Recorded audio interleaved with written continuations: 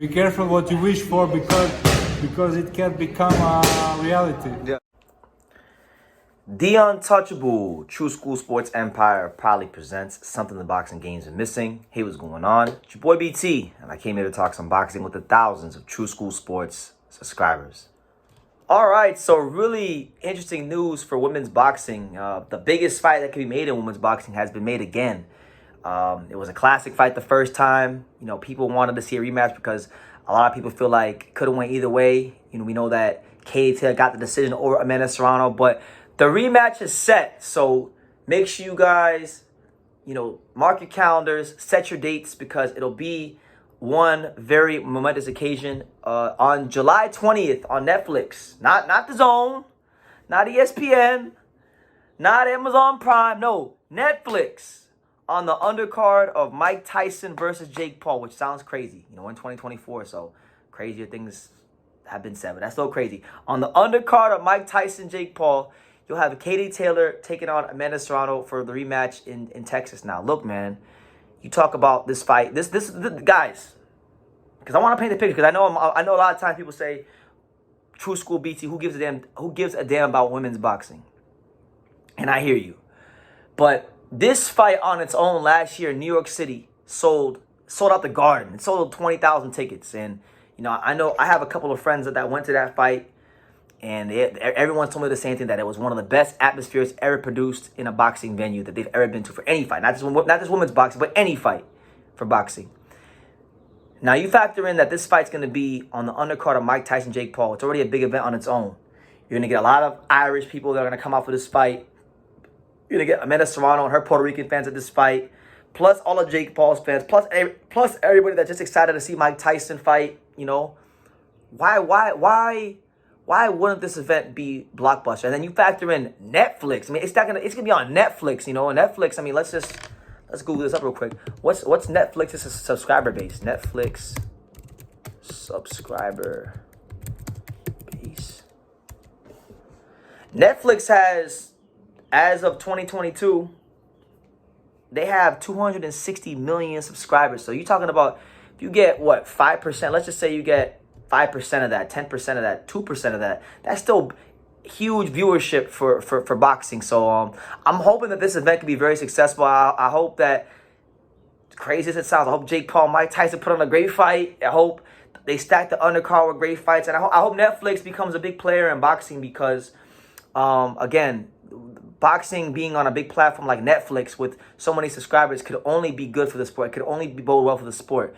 And I have no doubt in my mind that Amanda Serrano and Katie Taylor will put on a great fight again. Hopefully it's 2 minute rounds, because I know in Amanda Serrano's last fight, she fought 3-minute rounds. She's been a big advocate for 3-minute rounds. And I know a lot of women are big advocates for 3-minute rounds, but I watched her last fight against Danila Ramos, and I don't think women's boxing is better with 3 rounds. I think women's boxing is better with 2-minute rounds, because the reality is this. I'm not being sexist. It's just the truth. Women don't punch as hard as men. That's just the truth. So therefore, most women's fighters don't have high knockout ratios. And if you're trying to sell women's boxing to the public and you're not getting a lot of knockouts, then the only way I think you could really excite the layman's casual boxing fan is to have high-paced fights. And 2-minute rounds lead for higher paced fights. She had 3-minute rounds. Amanda Serrano had 3-minute rounds against a much inferior opponent. She couldn't get her out of there. She won every round, but you couldn't get her out of there.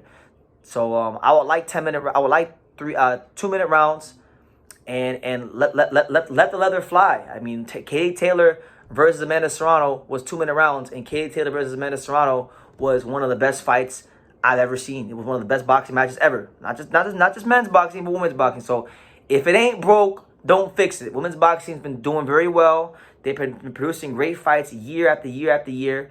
And I think now with this fight being on such a momentous card, on such a big stage, on the Mike Tyson, Jake Paul undercard, you gotta leave it as it is, and let more people see the greatness that was the greatness we saw in Serrano versus Taylor 1.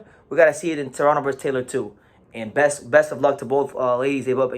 Serrano and Katie Taylor have both been carrying that flag for women's boxing for a long time, and doing a great job for the sport to create fans, and they both help grow the sport a long way. So I'm excited about it. I'm not as big of a women's boxing fan as I used to be, but I still, you know, when they make the good fights, when they make like the real top upper echelon fights like this, you know, I definitely I'll get excited about it, especially for a fight that was as good as their first fight. So that's the news, guys. What do you guys think? I know the last fight when they fought, I thought Katie Taylor barely won by like a point. But that was about as close could get. That might have been one of the closest big fights in recent years. I can't actually even think of a closer fight, you know. But I think Amanda Serrano will come out determined and try to get that signature win on her resume, because, you know, I think she's gonna have to, and I think it may even bode well for her that this is not a matchroom show, because Katie Taylor always seems to get, whether she deserved it or not, she always seems to get the decisions in close fights, whether it be against Delphine Pursoon or Amanda Serrano. So maybe this isn't a straight matchroom show, and this is an MVP show, and it's in Texas, it's in America. Maybe she'll get better treatment from the judges if the fight is close again. So we'll watch out for that. But let me know what you guys think in the comments down below. What do you think about Taylor versus Serrano 2 being on the Mike Tyson-Jake Paul undercard on Netflix? Netflix is in boxing now, so we got Amazon Prime, we got Netflix, we got the Zone. So it's a streaming war in boxing. You know, leave your comments down below. Make sure you guys take the time to subscribe. And like I say in every single one of these videos, you can love me or you can hate me, but I'm just a kid from Dania. So until next time, take care, guys. Thank you for watching another video on the untouchable True School Sports Empire. I'm at the Boxing Hall of Fame out here in Canterfield, New York. And for more great boxing content just like this video, make sure you click and subscribe right over here.